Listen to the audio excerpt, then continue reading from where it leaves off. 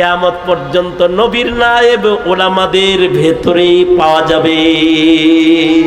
এই কারণে সাহাবী তো সরাসরি হওয়া যাবে না। আলাইকুম বিমুজালাসাতিল উলামা, সাহাবীদের নায়াব করনেওয়ালা নবীর নায়েবের কাফেলা যারা উলামারা, তাদের কাছ থেকেই সাহাবী ইমানের রং শিখতে হবে। বাইরে যাবে ইহুদি আর নাসারাদের কালারে সজ্জিত হয়ে যাবে। সুতরাং উলামা ও তোলাবাদের এই জামাত, এই ইলমি জামাত যেটা নমুনায়ে সাহাবিয়াত এদের ভেতরে আছে। খবর ছড়ায় দিয়েছে শয়তানে যে ওসমান কিন্তু মুশরিকদের হাতে শহীদ হয়ে গেছে। তো সাহাবীরা রুহামা ও বাইনাহুম, আল্লাহ তাদের এই হামদর্দি একে অপরের মুহাব্বত ভালোবাসা পছন্দ করে আলাইছে। রসুল আরবি নিজে হাত পেতেছে উসমানের রক্তের বদলা নিব, কে আসো আমার কাছে বাইআত হবে। সবাই মিলা সাহাবীরা সকলে আল্লাহর নবীর হাতে হাত রেখে ফেলেছে একজন ওসমানের জন্য। একজন ওসমান না, এই ওসমান তো বড় দামি ওসমান। এ ওসমান হলো ইসলামের ইতিহাসের শ্রেষ্ঠ ওসমান, যাকে আল্লাহর রসুল 2 কন্যা দিয়েছেন বিবাহ বন্ধনে। আল্লাহর রসুল যাকে বলেছেন রফিকি ফিল জান্নাহ, ওসমান আমার জান্নাতের সাথী। এই ওসমান বড় দামি ওসমান। এই ওসমান জাহিলিয়াতেও কবিরা গুনাহ করেন নাই এমন ওসমান, জাহিলিয়াতেও শরাব পান করেন নাই, জেনা ব্যভিচার করেন নাই সে ওসমান। এ ওসমান সে ওসমান যে ওসমান কখনো মানুষের উপরে জুলুম করে নাই, ইহসান করেছে। ইহসান কাফেরদের উপরেও এত ইহসান হযরত ওসমান করেছেন যে কাফেররা হযরত ওসমানকে সম্মান করত। হযরত ওসমানের সম্মান বুঝাইতে গিয়ে আর হযরত ওমরের ভয় বুঝাইতে গিয়ে সিরাতের লেখক যারা তারা লিখেছেন, এই হিজরত যখন চলতেছে আবু বকর তো আল্লাহর রাসূলের সাথে আন্ধারে হিজরত করে চলে গেছে, আর ওমর রে কাফেররা বয়াত করত যে তরবারি খুললা সোজা সবার সামনে হিজরত করে গেছে। আর বলছে কেউ যদি তার মায়ের বুক খালি করতে চাও তাহলে ওমর রে ঠেকাও, আমি নবীর কাছে যাইতাছি। কেউ যদি তার বিবির বিধবা করতে চাও, এই যে আমি উমর যাইতাছি, আয়া পড়ো, বাধা দাও পারলে। যদি নিজের বিবিকে বিধবা করতে চাও, আয়া পড়ো। গোটা আরবের একজনের কলিজার পাটায় এতটুকুন শক্তি ছিল না ওমরের সামনে যায় দাঁড়ায়। এটা হলো ফারুক বাইনাল হক ওয়াল বাতিল। ওমরের প্রতি কাফের মুশরিকদের ভয় আর ওসমানের প্রতি কাফের মুশরিকদের শ্রদ্ধা এত ছিল যে হযরত ওসমান যখন হিজরত করতেছেন, কাফেররা হযরত ওসমানের সুটকেস আগায়া দিতেছে, হযরত ওসমানের ঘটি বাটি আগায়া দিতেছে, অজুর বর্তন, বসার মোড়া যা কিছু ওসমান লয়ে যাইতেছে এগুলো আগায় আগায় দিতেছে। কাফেররা আগায় আগায় দেয়, কারণ এই ওসমান বড় সম্মানিত ওসমান। কাফেররা তার ইহসান ভোগ করেছে, হিজরতের সময় আগায় আগায় দিছে। এ কারণে আল্লাহর রাসূল উসমানকে পাঠাইছে মুকদ্দমা, জায়েশ হিসেবে যাও, আমি উমরা করব, আগে যাও।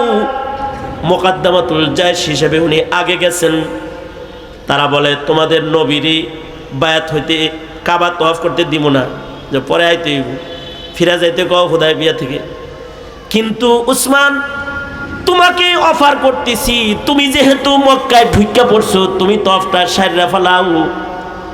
উসমান তো আশিকে রাসূল উসমান। উসমান বলে আমার নবীরে ফেরত দিবা ওখান থেকে, আর আমারে কও তওয়াফ করতে। যে কাবা মুহাম্মাদুর রাসূলুল্লাহ তওয়াফ করতে পারে না, ওই কাবা উসমানের তওয়াফ করা চলে না। উসমান এটা তওয়াফ করবে না। যেদিন মুহাম্মাদুর রাসূলুল্লাহ তওয়াফ করবে সেদিন উসমান তওয়াফ করবে। এমন কঠিন অবস্থা যখন দেখাইলেন হযরত উসমান, তখনও তো কাফেররা হযরত উসমানের গলায় আঘাত করতে পারতো ইচ্ছা করলে, কিন্তু তারা উসমানকে এতই সম্মান করত যে তারা উসমানের এই কথার সামনেও তারা দুর্বল হয়ে গেছে। না না না, রাগ করবেন না, রাগ করবেন না, আমার বাড়ি চলেন, দাওয়াত খান, একটু একটু মেহমানদারি করি, এগুলো করতেছে। আর ওদিক দিয়ে খবর ছড়ায় গেছে উসমান শহীদ। রহমাউ বাইনাহুম, আল্লাহর রাসূল হাত পেতে বলে বাইআত হও, কারা কারা বাইআত হবে, আমি উসমানের রক্তের বদলা গ্রহণ করব। রহমাউ বাইনাহুম, সাহাবীরা সব হাত রাখছে। আল্লাহর কাছে চিত্র এত পছন্দ হইছে, আল্লাহ কয় বন্ধু আপনার হাতের উপরে খালি আপনার সাহাবীদের হাত না, আমিও আপনাদের সাথে ভালোবাসার বন্ধনে জড়িত। দেখেন তাকিয়ে, ইয়াদুল্লাহি ফাওকা আইদিহিম, আমি আল্লাহর হাত আপনার হাতের উপরে, যে সাহাবীদের হাত আছে তার উপরে আমি আল্লাহর হাত লাগানো আছে। এটা হলো রহমাউ বাইনাহুম, যে একে অপরের সাথে ভালোবাসার আধিক্যতা এত। কিন্তু কিসমত বদনসিবি আমাদের, যে আমাদের রহমাউ বাইনাহুম হারিয়ে গেছে। আমরা নিজেরা শক্ত হয়ে গেছি, আর কাফেরদের জন্য নরম হয়ে গেছি। রাজনীতি করতে গিয়ে স্বার্থের জন্য সরকারি দল আর বেসরকারি দল একে অপরের জন্য দাও আর কুমড়া হয়ে গেছে, দাও কুমড়া হয়ে গেছে। যে নিজের ভাইকে রাজনৈতিক স্বার্থের কারণে বলি দিতেও হাত কাঁপে না, গুলি করতেও উঙ্গুলি কাঁপে না, উঙ্গুলি কাঁপে না, রক্ত ঝরিয়ে লাশ বানায় দিতে ভেতরে দরদ উদয় হয় না। শুধু তাই নয়, আরে জাহেল জুহালাদের কথা কি বলবো, যারা নামাজ পড়ে না। ভাবতে অবাক লাগে, আমাদের নিজেদের ভেতরে আত্মিক বন্ধন এতটাই ছিন্ন হয়েছে, যখনই ডিসেম্বর মাস সামনে আসে আর ইস্তেমার রক্তমাখা চিত্রটা সামনে ভেসে আসে, নামাজি হয়ে একদল আর একদলকে কুপিয়ে হত্যা করার জন্য যারা ময়দানে নেমে যায়, এই জাতি তো সেই জাতি। আমরা আমাদের মতো অত এরকম দুর্বল হালাত আগের যুগের মুমিনদের ভেতরে নবীর যুগে ছিল না। রহমাউ বাইনাহুম, একে অপরের জন্য তারা শির সাক্কার। হ্যাঁ, সিয়াসি ইখতিলাফ তাদের ভেতরে ছিল, আমলি কোনো ইখতিলাফ ছিল না। হযরত উসমানের কাছে এসে একদল জিজ্ঞাসা করতেছে, এই যারা আপনার বিরোধিতা করে এদের পিছনে নামাজ পড়া যাবে? হযরত উসমান বলেন, বুখারী শরীফে আছে, হযরত উসমান বলেন হ্যাঁ পড়া যাবে, কারণ আমি জানি আমার সাথে ওদের সাথে সিয়াসি ইখতিলাফ, ওদের আকীদার ভেতরে কোনো গন্ডগোল নাই। অর্থাৎ আকীদায় যখন গন্ডগোল নাই, তখন একে অপরের দুশমন হওয়া যায় না, তার পিছনে নামাজও পড়া যায়, তার ইক্তেদাও করা যায়। এতটাই ছিল তাদের ভেতরে হামদর্দি, ভালোবাসা। আর ইবাদতের হালত কেমন ছিল? ইবাদতের হালত ছিল হলো এমন, তারাহুম রুকআন সুজদান ইয়াবতাগুনা ফাদলাম মিনাল্লাহি ওয়া রিদওয়ানা সীমাহুম ফি উজুহিহিম মিন আসারিস সুজুদ। তাদের চেহারার ভেতরে ছিল সেজদার দাগ, তাদের দেহের ভেতরে ইবাদতের দাগ।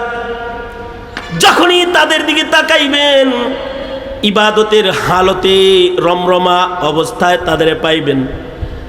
সাহাবায়ে কেরামের ইবাদতের ভেতরে কোনো তাবদিল নাই, অর্থাৎ সাহাবায়ে কেরামের ইবাদতের ভেতরে কোনো ভাটা নাই। আমাদের ইবাদতে ভাটা আছে, কিন্তু কোনো সাহাবীর ইবাদতে ভাটা নাই। সাহাবীর ইবাদতের ভেতরে, ইমানের ভেতরে কোনো ভাটা নাই। এ কারণেই সাহাবী গুনাহ হওয়ার সাথে সাথে ইমানে জোয়ার আরও আসছে, যে তওবার লেগে পাগল হয়ে গেছে। কিন্তু আমাদের ইমানে, আমাদের আমলের ভেতরে ভাটা আছে, সাহাবীদের ইমানের ভেতরে ভাটা নাই। মত পর্যন্ত সাহাবীদের ঈমান, সাহাবীদের আমলের ভিতরে কোনো তাবদীল নাই, পরিবর্তন নাই। নফল ইবাদতের ভিতরে ভাটা নাই।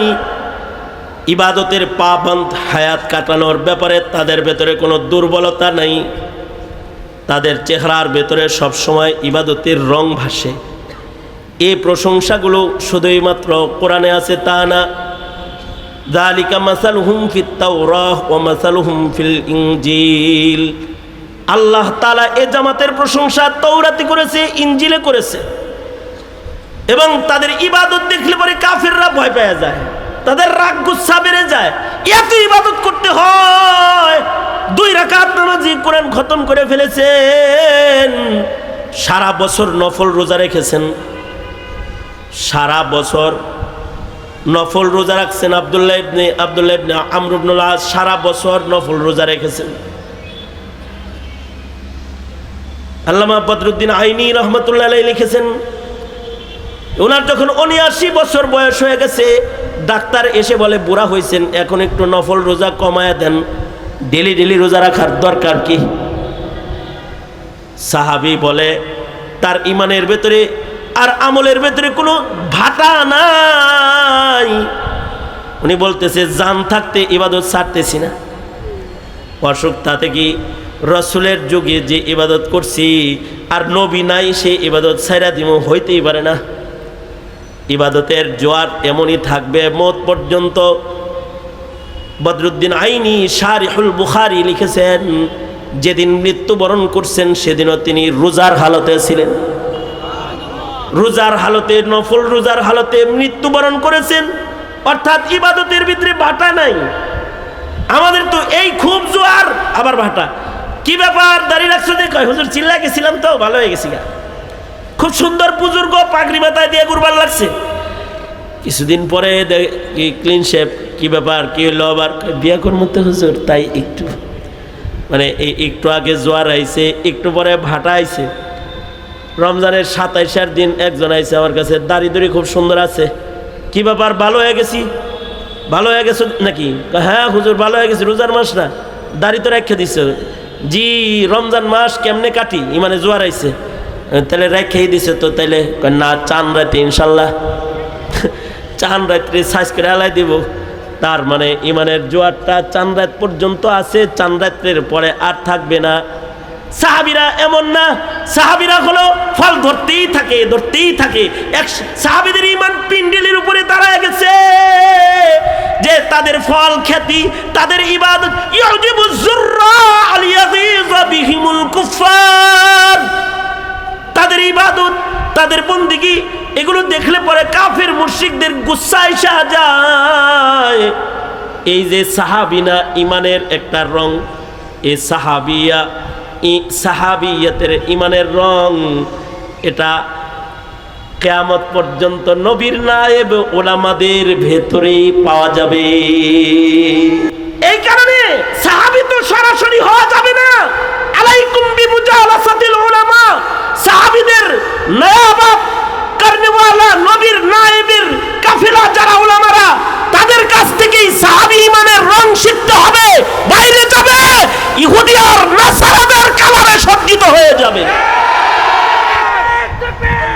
সুতরাং উলামা ও তোলাবাদের এই জামাত, এই ইলমি জামাত যেটা নমুনায়ে সাহাবিয়াত এদের ভেতরে আছে, আল্লাহ তাআলা আমাদেরকে এই জামাতের মর্ম মর্যাদা বুঝার তৌফিক দান করুন। আমিন বলেন, চিল্লায়ে বলেন আমিন।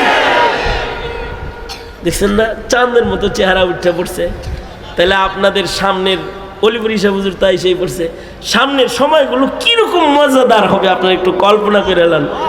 আমার দোস্ত আইসা পড়ছে, আবার অলিপুর হিসাব হুজুর আইসা পড়ছে। আমি কয়েকটা কথা বললাম আর কি। আসুন উলামাদেরকে বুঝি, তাদের কাছ থেকে সাহাবী গ্রহণ করি। আল্লাহ তাআলা আমাদেরকে খাঁটি মুমিন হওয়ার তৌফিক দান করেন, আমিন। ওয়া আখিরু দাওয়ানা আলহামদুলিল্লাহি রাব্বিল আলামিন। আসসালামু আলাইকুম ওয়া রাহমাতুল্লাহি ওয়া বারাকাতুহু।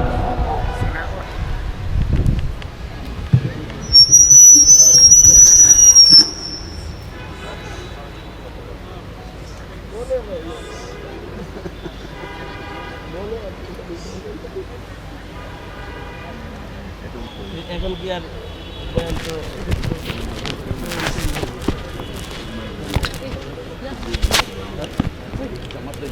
আলহামদুলিল্লাহ, আলহামদুলিল্লাহ। আমরা দেখতে পাচ্ছি ইতিমধ্যে আমাদের মাঝে এসে তাশরীফ নিয়েছেন আজকের আমাদের সকলের কাঙ্ক্ষিত মেহমান